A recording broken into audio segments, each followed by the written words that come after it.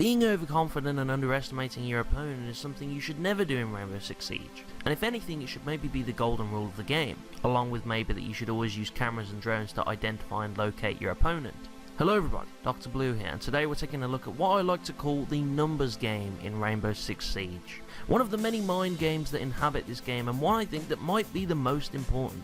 I mean, all mind games are important because they all contribute to whether you stay alive or win the round, but this one is more about the scenario that you face when you're winning, and a call out I like to use to prevent my team from doing what I'm about to mention is, don't play the numbers game. So what do I mean when I talk about the numbers game? Well, I'm talking about when your team is winning, and I mean like absolutely crushing it, like the enemy team have maybe 1 or 2 guys left, and you either have all of your guys or you have maybe 4 of them.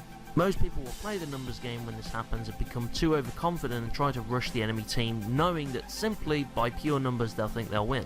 And while this can often be the case and a good strategy, it can sometimes be turned completely on its head. I've won games 3 versus 5 because of people becoming way too confident. You know how it goes. If you're an attacker and you're the last one on your team, they'll all run outside not caring whether you can see where they are or not, and they'll try and rush you.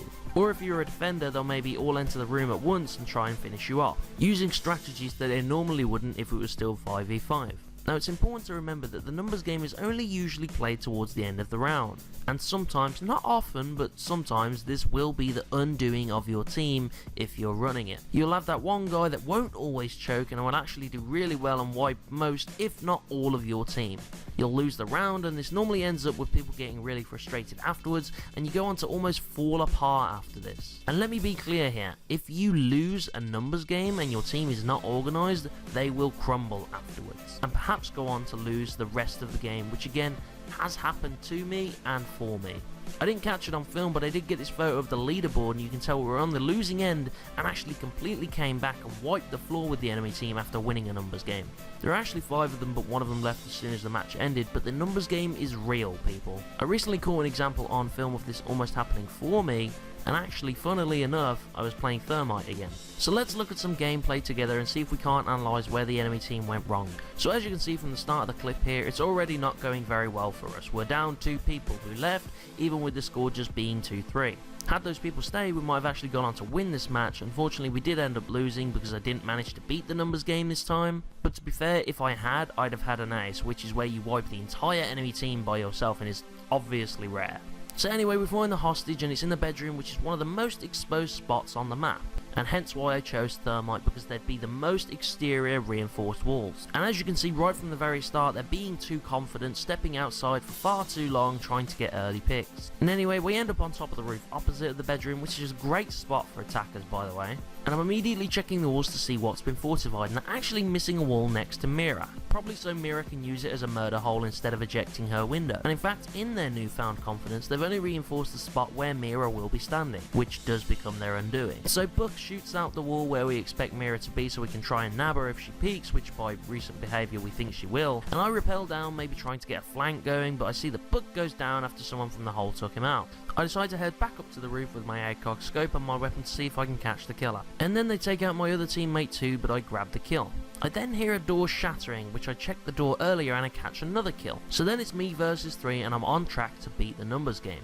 And then they decide it's still a good idea to run outside. Despite me having a height advantage and giving me his location, this bandit tried to be the hero and take me down.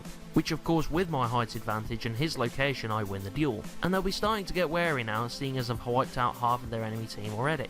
And they start working cameras to try and get my location as they start reeling from the numbers game they've been playing and start to realise they might just lose. And I'm trying to decide the best route to take, but trying to play on their confidence, I spend a lot of time trying to get one last pick.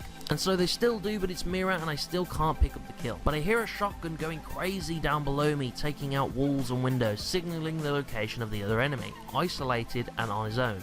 He's trying to flank me initially, but I decide to flip the tables on him and try and keep my eye on the time. So I decide to come in from above him, and him seeing the explosion, I'm sure, I flash the hole to blind him before I drop.